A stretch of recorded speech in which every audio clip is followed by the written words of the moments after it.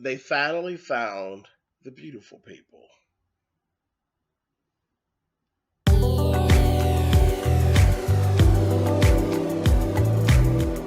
And I'm like, come on through, Cookie. I'm going up on my soapbox. That's basically it. Let's talk about drag and all its forms.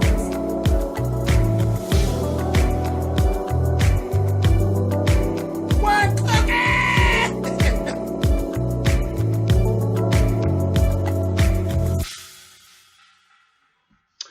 Hey guys, thanks so much for clicking on the video. This is actually, it's a new television show. It's actually a show pretty much that I've been asking for.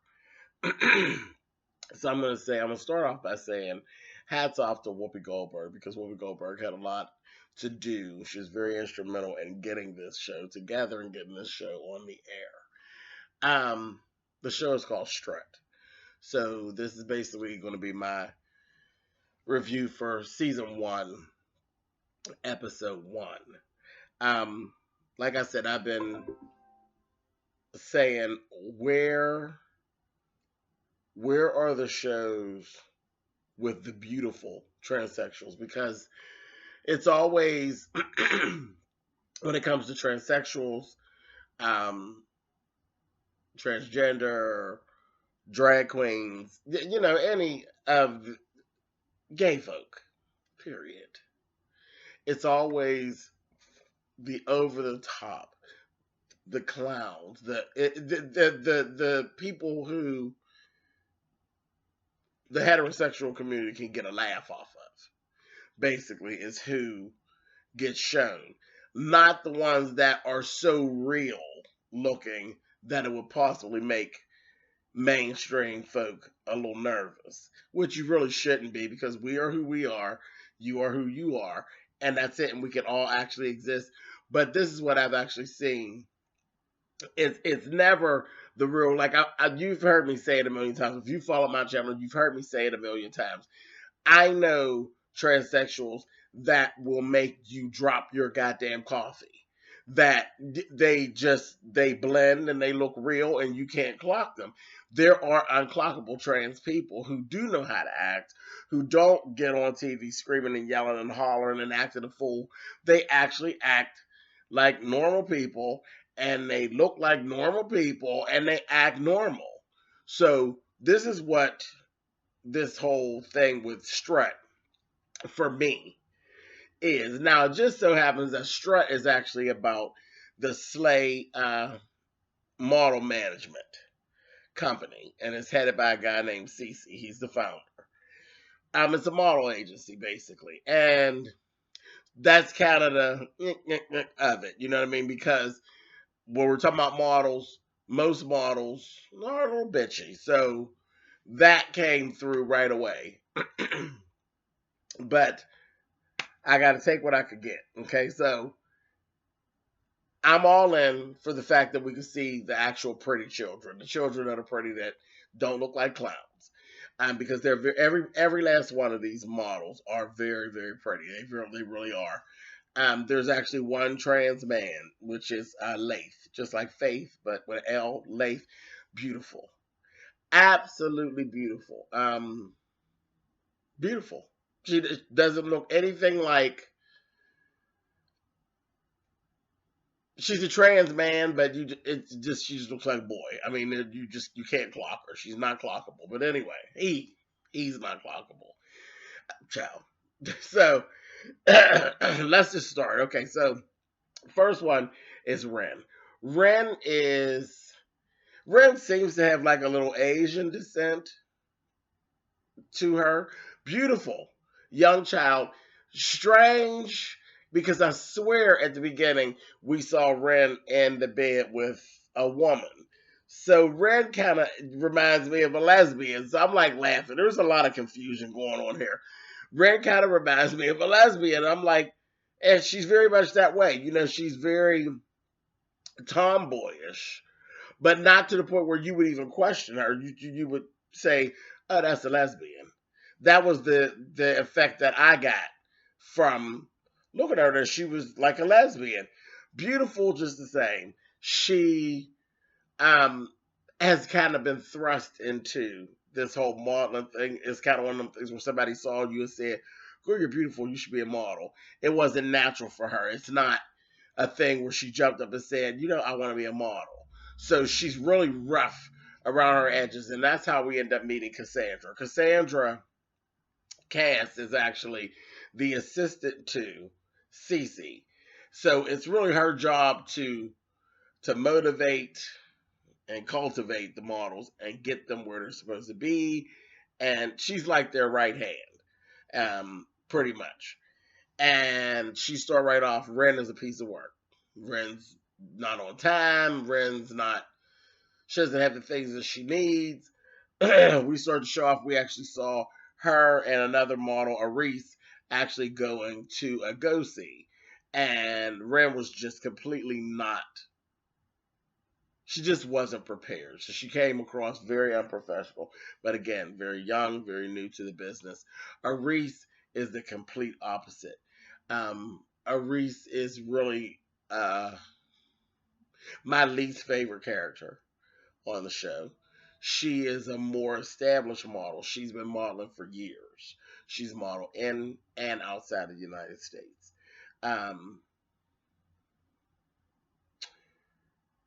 She is a beautiful child, but not unclockable.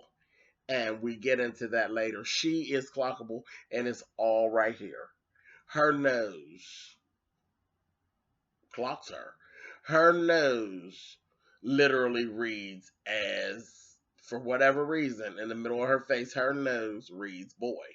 It deters. Like everything else about her, like honest to goodness, when I first looked at her, it's like she needs a nose job.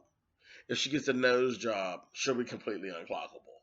And I know that's weird, but it's just the way it is. The way her nose is, the structure of her nose on her face kind of clocks her, and they end up talking to her about that. So it's really a lot of some of the same things like with Top Model that you actually get.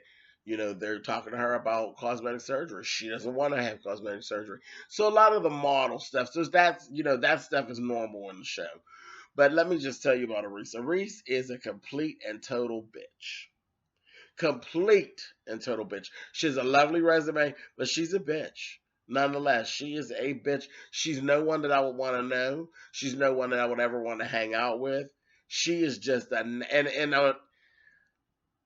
some people are going to get offended by things that I say in these reviews, but I'm just going to say them the way that they are. Y'all know how I am. She is a nasty little fag, is basically what she is. She is more, in my eyes, she's more of a little fag than she is a trans woman. She hasn't made that complete transition yet. She still acts like a nasty, snotty little sissy, is what she acts like. And if you follow me anytime, you know that I have a real problem with transgender women or trans women that act like fags. I just don't understand it. The whole point of transitioning is to be able to blend with the rest of women. And you can't blend with the rest of women acting like you're in a gay bar all the time. It doesn't even work when you have like women that do that. It kind of makes them stand out. The thing is not to stand out. They're not to stand out. Women are to be seen and not heard all the time. Sit down. You know what I mean? Be beautiful. Do that. And you don't need to pull a spotlight on yourself, especially when you're different. So that's my problem with Aris. Okay? She acts like a little sissy. Not likable. I mean, she literally walks around. Oh, I'm the best. Oh, I'm this. Oh, I'm that. They were having a party at one point, and she's walking around the party. Oh, I would put my purse down, but I see broke girls everywhere. And meanwhile, her face ended up getting cracked. They went on the go-see. She keeps peeking back in the room when Ren is actually in with the people who are running the go-see. She's peeking in the room. She's already been in. And she has all these different things to say about Ren. Well, Ren booked the job, sweetheart, and you didn't. One, because you were a bitch, and you read as a bitch. Two, you're schnoz. So, yeah, she got a lot to learn. You know, she's young. She got a lot to learn. Not very likable. Like I said, she's my least favorite person on the cast. Um, like I said, I talked about Cassandra. Cassandra is also trans as well. Cassandra's beautiful. She is beautiful. Um, Not unclockable though, because she has a little twinge of fag boy still left in her, and it's funny because she is so beautiful, and at sight you will not get Cassandra, but when she start some of her gestures and some of her gestures and some of her movements still read as little gay boy, um, especially when she gets upset. So, but that again, she's getting older and she's getting more mature, and I think that will actually, there won't be too much of that when as she goes forward. But beautiful, and I don't mind watching her. I'm cool with watching her. She seems to be very good at her job. Let's talk about Laith. Okay, Laith, like I said, is actually beautiful. Is a beautiful child. We've seen Laith's father and Laith's mother. And so I'm interested to see more of Laith's story. Like I told you, I don't really care about Aris. I don't care to even see any more of Aris. But with Laith, his father is very accepting. His mother, not so much. She hasn't shunned her child, but where her problem is, she sits around and downs her child. And she does it in such a way, it's just not good. It's very evident that Laith loves his mother, and it's a good thing. Because if he was not one who really loved his mother, he'd turn his back and walk away. And that's like, I hate to see that happen. You know what I mean? But the mother she's so stuck on what she's stuck on that I think that it won't ever change until that child actually does walk away from her.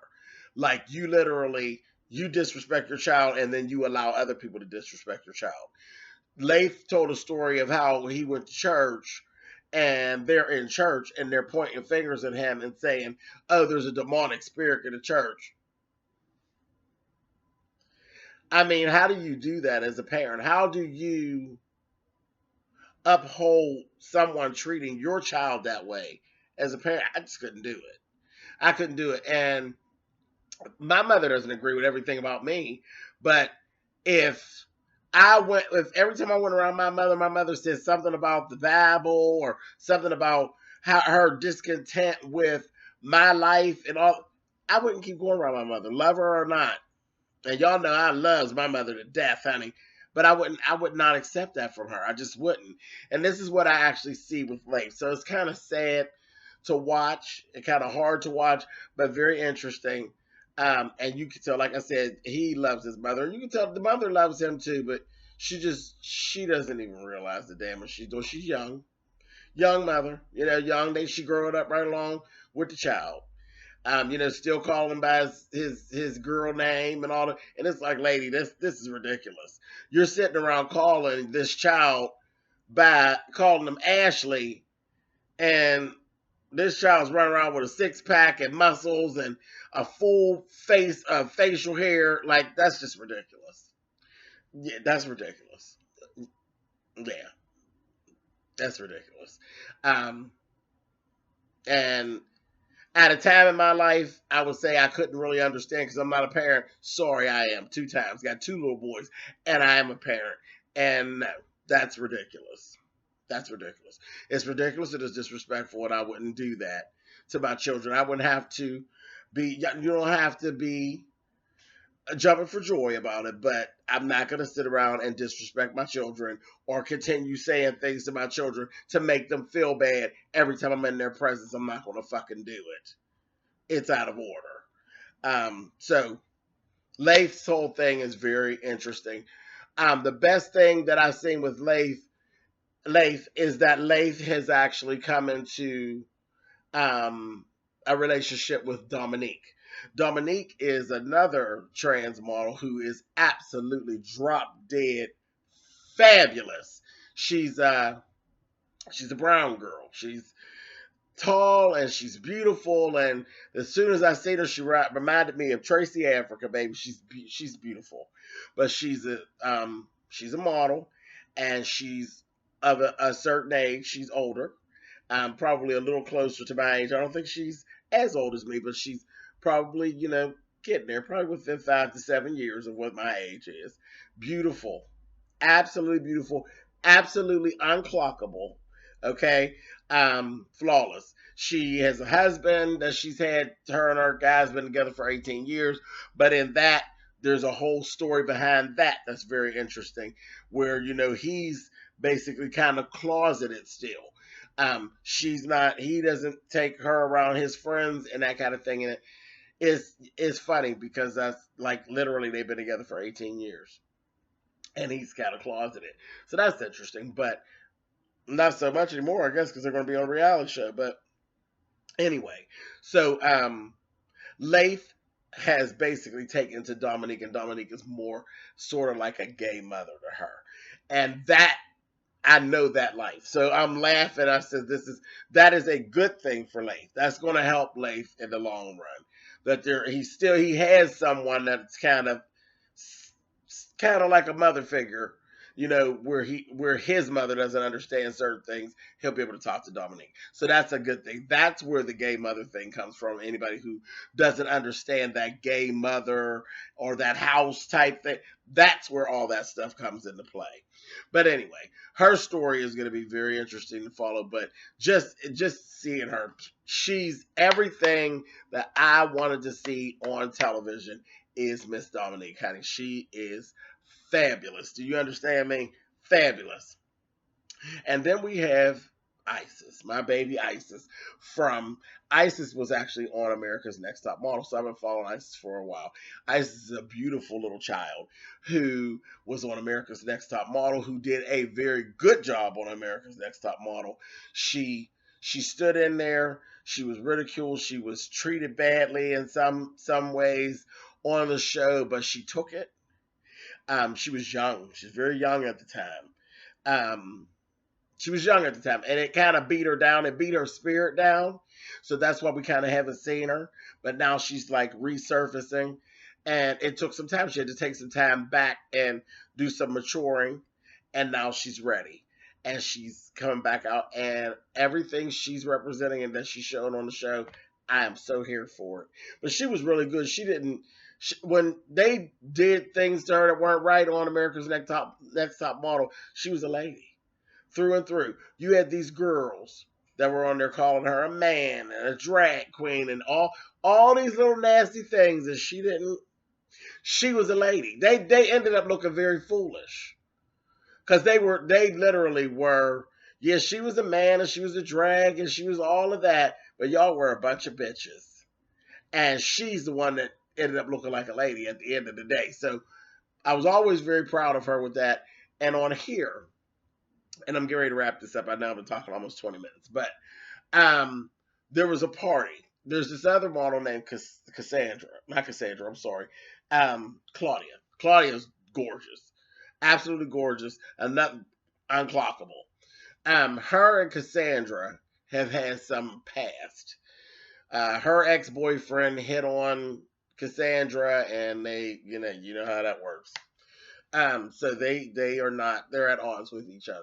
Well, they kind of had a run in, and it was both of their fault, flat out.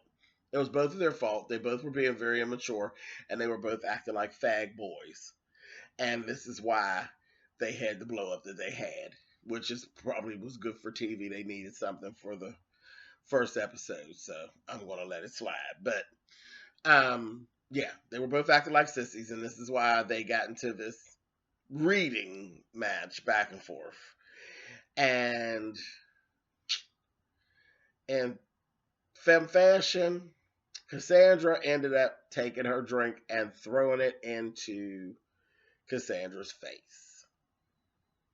And Cassandra stormed off.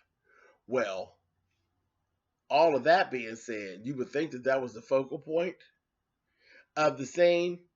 It wasn't. It wasn't the focal point at all. The scene was completely stolen by Isis because Isis at that point said, "Oh no, I didn't come here for this. This isn't what I came here for. I didn't sign up for this. Why would I want to be a part of this?" And Isis got her things. She didn't make a scene. Took her purse and she quietly put her sunglasses on, baby, as she marched. Scene stolen by Miss Isis, honey. Quiet, like a lady, acting like a woman, which is what this whole situation is about. And she literally left. She said nothing to nobody. All you heard her, and when I guess they did like a voiceover or whatever after the fact, but you saw the film team, part of the film team, followed her as she left. A lady. And I said, see, I love Isis. And that was like the best part of the whole first episode. It was seeing Isis take that scene and leave. Graceful. Laith did a photo shoot that was flawless. And also when they did the introduction of Dominique and did her montage. Those were the best parts of this first episode. I really, really enjoyed it. Again, Whoopi Goldberg, good job. Good job. And I will be watching and I will be reviewing. And like I said, I know that some of my language, I ain't worried about it because I ain't trying to be politically correct. I don't have to be politically correct because I am a part of the movement and the community. I'm not trans, but I am a drag queen and I'm a professional female impersonator. So when I want to say trans, I'm going to say trans. When I want to say tranny, I'm going to say trans. I'm going to say what I want to say. And I'm just going to put it on out there. And I'm not going to sugarcoat it. It just is what it is. So that being said, I'll see you guys next week. All right. Bye, guys.